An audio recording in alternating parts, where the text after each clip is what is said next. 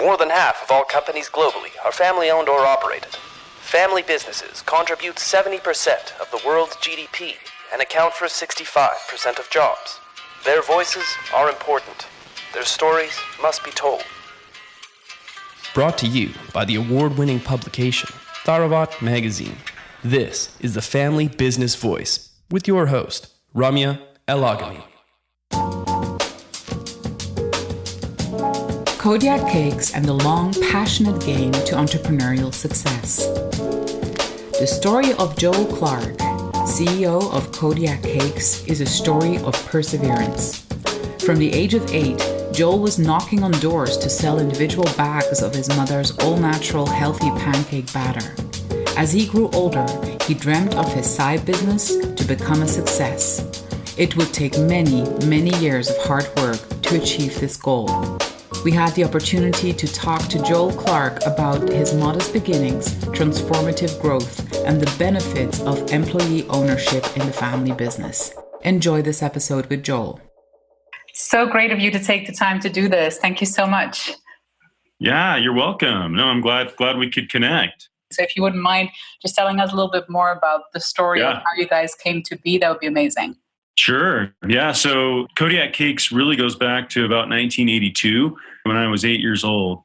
My mom, who always wanted to sell her pancake recipe, made these little homemade lunch sacks full of pancake ingredients. And she hand wrote on these bags how to make the product, how to make the pancakes. And then we loaded up my little red wagon and I went around the neighborhood and sold these little homemade pancake mixes. And so that was really the early days of Kodiak Cakes. And just a bit more background there. My mom was, I guess, what I would call a natural foods pioneer, especially for that time. It's funny because, natural foods were what everything used to be. And then in the, 40s, 50s, 60s, 70s, especially in America, man, we just started eating a bunch of junk and everything became processed and refined. And my mom never believed in that. And she was always into whole grains and everything that we ate was real and lots of fruits and vegetables. And she ground her own wheat.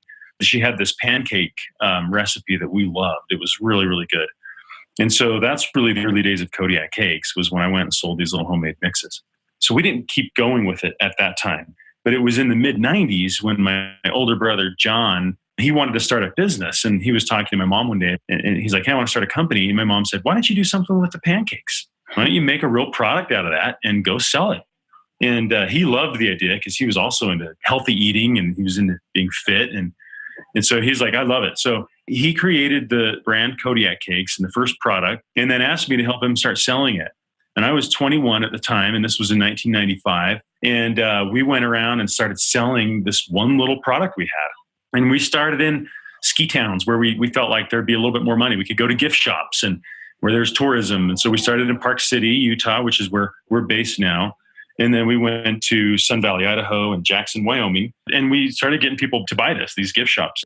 John kept running the company just at night on the side while he was working another job, trying to work his way into a few grocery stores. And then at the end of 1997, he came to me and he said, hey, Joel, I'm done with Kodiak Cakes. I can't keep doing it on the side anymore. He's like, I want to go back to graduate school and get my MBA. He's like, and I need to be done. So he's like, if you want it, it's all yours. If not, I'm going to shut this thing down and, call it a day. So I said, yeah, I want to do it. And I wanted to be an entrepreneur. I really, that was my goal too. And so I took it over and I was 23 and I was still a university student at the University of Utah. And I took this little pancake company on and I did it at night. And I soon realized that it was going to be a pretty tough, long haul. And I actually did it on the side for about 7 years. During that time, I was able to go back and get my MBA, and I hired a student to run it while I was gone. And then I came back, just kind of kept plugging away. And then finally in 2004 is when I quit my job and jumped in with 2 feet into Kodiak Cakes full time. That's a very entrepreneurial approach. So not at all your sort of like typical founding story. So this was really a side hustle for a really long time. Yeah. And so how was like the dialogue at home though? So what did your mom say throughout this whole story? Like did she keep on encouraging you? Was it like emotional pressure at the same time driving you forward or? That's a really, really good question because you're right. There was a huge emotional attachment to it. And that can be good and bad, right? Because that could make you too subjective about it. And so maybe you're not thinking objectively enough. So you might just hang in there on something that wasn't going to work, And I remember being really worried about that. I was very conscious about that very thing. But my mom was very supportive the whole time. I mean, she believed in it, but yet she was practical. She was never at all like, oh, you need to stay in this thing. You got to keep going because this is my, this is my recipe or whatever. It was never like that at all. It was really more just, hey, I think you can do it. There's really a niche for this out there. But then also my wife was really supportive too. And that was what was very helpful because I think she would have said, Joel, you got to quit chasing this dream, just go get a job. Like, let's move on. I would have done that. I mean, I definitely would have done that. But luckily she kept believing in it too. So yes, it was the family ties, but I almost quit so many times, by the way. Yeah. I mean, so many times I almost quit. And I'd go home from doing this and I'd talk to my wife and I'd be like, I got to stop doing this. I got to stop chasing this dream. I'm going to find myself 55 years old and nothing to show for myself. Just have chased a dream all those years, So I remember being really worried about that. But there was one thing that really did also keep me in it. And those were the letters that we'd get from our customers. So people would write in and they'd say, hey, this is the best pancake mix I've ever had. And by the way, I love that it's healthy. So that was kind of like, hey, it tastes amazing and it's good for me. And so, we really accomplished what my brother set out to do, which was he wanted to create a product that tasted awesome, that anybody would love, even if they didn't like whole grains, for example. And that was healthy and it was easy to make, where you just had to add water. When you see Kodiak Cakes, like the way you guys talk about the brand, the way you guys go about communicating around the product, you talk about a food revolution. It's like a movement almost that you're part of. So when did that sort of like shift happen in your perception of from running a business to being part of something much bigger?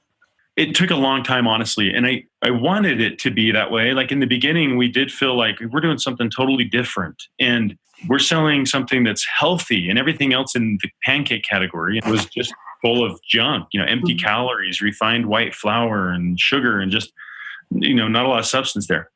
So for a long time, we wanted and hoped that it would become a revolution. But what happened is that the trends were not in our favor for so long. And so we felt like we were kind of beating a dead horse and not really getting anywhere. And by the way, it took us 15 years to hit $1 million in revenue, if you can believe that. Wow. So by, all logic, I should have quit years ago. I never should have kept going. I mean, but it finally kind of started to happen. And where we started to really feel like, okay, we are part of a real food revolution, I would say, is in 2012 to 2014. Those were really two critical years for us, where we started to finally innovate, come up with some innovations that took off. And our biggest inflection year was 2014. And what happened in that year is two big things. We went on Shark Tank, and that became just a big exposure boost for us and for our brand. We didn't end up doing a deal on that show, but we got a lot of publicity out of it. And so that really brought awareness to the brand, and at Target specifically, where we were selling a lot. But then 2 months after that show aired, we launched Power Cakes, which is our high protein pancake mix. And we really led the market with, kind of a mainstream food product with protein. That took off like crazy. And so that's really where the brand just started growing exponentially. And we grew the whole category because people who were not buying pancake mix in the past started buying Power Cakes. It's always so interesting to talk to the founding entrepreneur behind the business, because you've seen this business go through so many different stages, right? Like, so growing from a side hustle to something that you do full time is a big difference. Yeah. Then going from something that you're doing full time at small scale to actually scaling up and bringing out that product that will get you to that significant size. On your personal journey, like, how did you look at your own leadership in the company? Like, what did you do in order to grow alongside the business or ahead of the business to take it to that next level? When I think about my own personal journey, I think that what you talk about just now is in how did I scale, or how did I grow and develop myself along with the business? And that is something that is not talked about enough for just entrepreneurship in general. So my journey was from 1997, when I took this thing over, to, I'll even say, to 2016. That was kind of just an entrepreneurial experience during almost all those years. I was running a small business. It finally started to grow a little bit in, between 2012 and 2015. We really started to finally grow. But in 2014, 2015, that's where we really started to see exponential growth. And then in 2016, we finally brought on a private equity partner and brought on some capital into the business. And so at that time, that's when we had a board of directors now, and we had to really build a professional management team. And so I'd say since that time, that's where I had to really grow the most. And I had to make the transition from being a small business owner to now being a CEO. That's a big jump. For me, it was hard because it became a new set of leadership skills that I didn't really have. I had never really managed a full-fledged leadership team, who had industry experience, and now having to have a few more processes in place for management and accountability, and now building culture and vision. And so, when you're small, those things kind of just come naturally. You kind of can take those things for granted a little bit. And then once you really grow, now you have to really be thinking about culture, like define it. Not just some concepts that you have in your mind, but you've got to write it down. So, I think that's definitely been one of our success factors here at Kodiak Cakes, setting us up for long-term growth. So I think, my mind then became more aware of how do I build culture?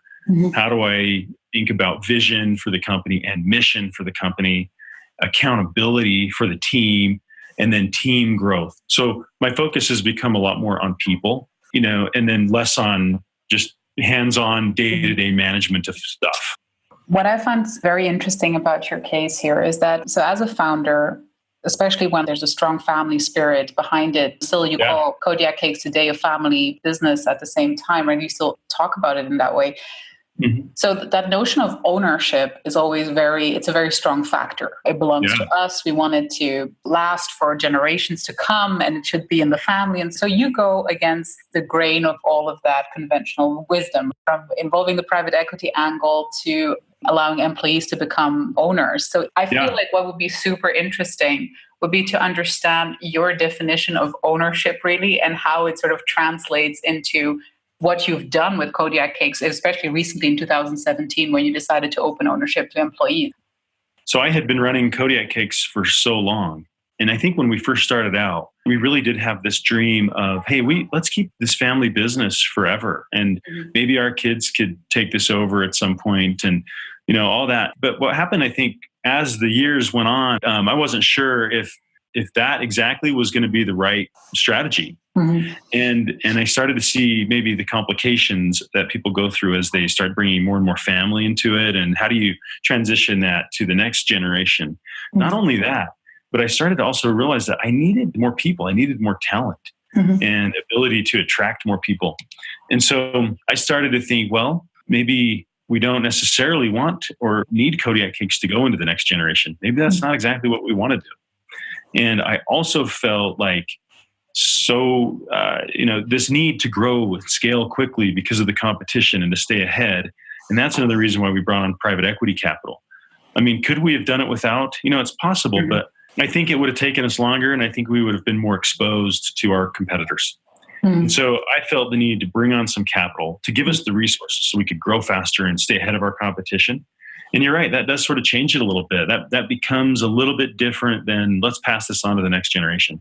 So while we do have a lot of family still involved in terms of ownership, they aren't really involved in the day-to-day. My brother still has ownership. My dad actually helped me. I didn't talk about this, but my dad helped me from 2004 to 2008. When I first quit my job, he jumped in and helped me. So the two of us side by side worked together for almost 5 years. And he was 65 when he started out of retirement and helped me. And so my brother gave my dad a bunch of his shares because my dad earned that through sweat equity. And the way that it worked out in terms of all of our ownership split, I think has been really healthy and been awesome.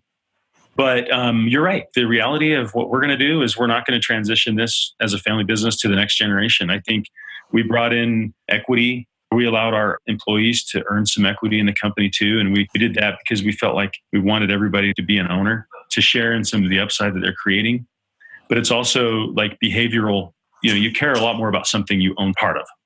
Yeah, you talk about that in that very interesting LinkedIn article that you wrote about the reasons why it's actually a good idea to allow employees to earn equity. Because, Joel, what I really love about your story, and I'll be very frank with you, it's not every day that you hear a family consciously saying like, this might not be the business that we carry on for generations to come. And it requires leaving your ego at the door, because who doesn't want to create like this legacy business? And I just love the fact that you at the right time seem to have shed that idea. But when it comes to this, like how it actually works, because I do know that many family businesses do consider this. And we've heard, especially coming out of the US, a few family-owned companies actually taking this approach of earning equity.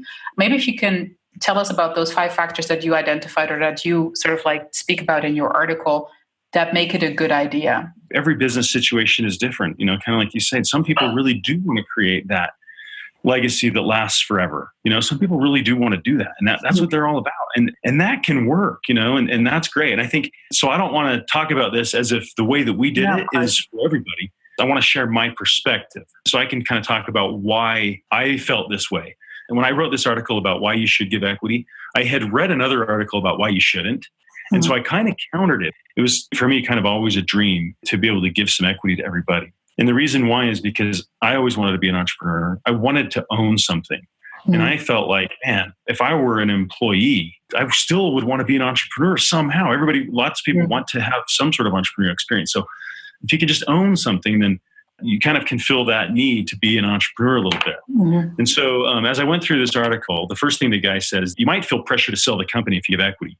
And I sort of felt like, no, that's actually okay. Because if you have that sort of pressure, then people are going to want to build a great business. People have come and said, Joel, this business is going great. I don't want to sell too early. Then the next one is kind of a loss of privacy they talk about. So if you give equity, be careful about how transparent then you have to be. I totally disagreed with that. And the reason why is because I already, and Cameron, he's my COO, and he's become a co-founder to me. He and I talk about this all the time. We have always believed in being super transparent, because what happens is that's motivating anyway. Information is motivation. I always say that. And so the more information that people have, the more motivated they get. So the more transparent that you can be, people love it. And it gives them more purpose in what their work is. And so to me, that was not a downside. We were already being transparent. The next one was a loss of tax write-offs. Okay, now this one was really interesting, because there are a lot of business owners who use their business for all kinds of weird tax write-offs. They'll buy this or that. They'll buy a house somewhere, or they'll go on 20 trips a year, and they'll figure out how to write those trips off. And I never went down that road ever, because I felt like if I started making self-serving decisions with my business, then that clouds my judgment. And I never wanted to do that. I wanted to build a business that was going to stick around for 50 years, and that was going to do things the right way the whole time for everybody involved, not just me. Okay, then the next one is employees can be squeamish. And so this is basically saying some people would prefer to just collect a paycheck today and not have to worry about your company's future. Okay, that's a false reality, right? Because if you're just an employee and you're going to work and you don't want to know how the company's actually really doing, you just want to collect a paycheck, then that's the wrong kind of employee for your business. That type of employee, where are you going to go? What I'm looking for, and what I think most business owners are looking for, are people who want to jump in and do their job as if they own a part. So for me, it was like, well, then let them own a part. They really will do their job that way. And so I'm looking for people who really care. And then when things are not going as well, guess what? They're not running away. They're helping you shoulder that burden and get through those. The last one was dilution. The article was basically saying, look, if you give ownership to somebody else, then you're going to dilute your own ownership. And you're the one that took the risk to start and build the company. So you deserve the lion's share of the rewards. I just don't believe in that at all. To me, there is no such thing as a self-made man or woman. That concept does not exist. The only reason Kodiak Cakes is here today and where it is because we surround ourselves with amazing people who were able to compensate where I've been weak, or where any of our other leadership team has been weak. And so I learned pretty early on that, man, I'm never going to be able to do this thing alone. I got to get some really awesome people in here. And how do I keep them? And how do I make them excited? And so for me, it was like, if I dilute myself to give away some equity to somebody else, well, my theory is that the pie will grow bigger. And so I'm going to end up with more. And so, the real reason I wanted to do it is because I wanted to be able to share in the upside. And I did want people to genuinely have some upside in the company. And if that meant mine was a little less, I was still okay with that. But I really do believe that my upside will be greater than it ever would have been had I not done this. To me, I think there's a lot of real reasons to give equity out. The bigger question, though, is back to what you originally asked, is like, are you planning to keep it forever and ever? Mm-hmm. That might be a factor, but I even think there's still ways to do it. And maybe you have a way to buy somebody out if they want to leave earlier than you want to sell it. So I still think there's ways to do it. Thanks for explaining that reasoning. And I do think it encompasses a lot of sort of like myth busting, even though obviously like in any case, if the lion's share stays with the family, for instance, that would still not be a problem. But there's a fear associated, obviously loss of control, etc., that comes with that notion.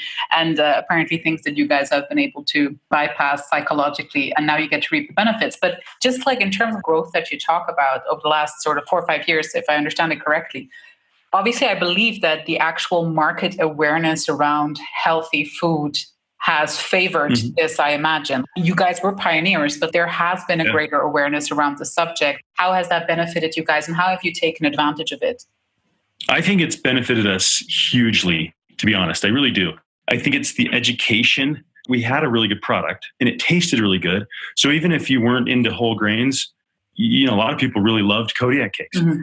Why that wasn't quite enough to get us to really, really grow and really start to revolutionize the category. Taste wasn't enough because our product was expensive.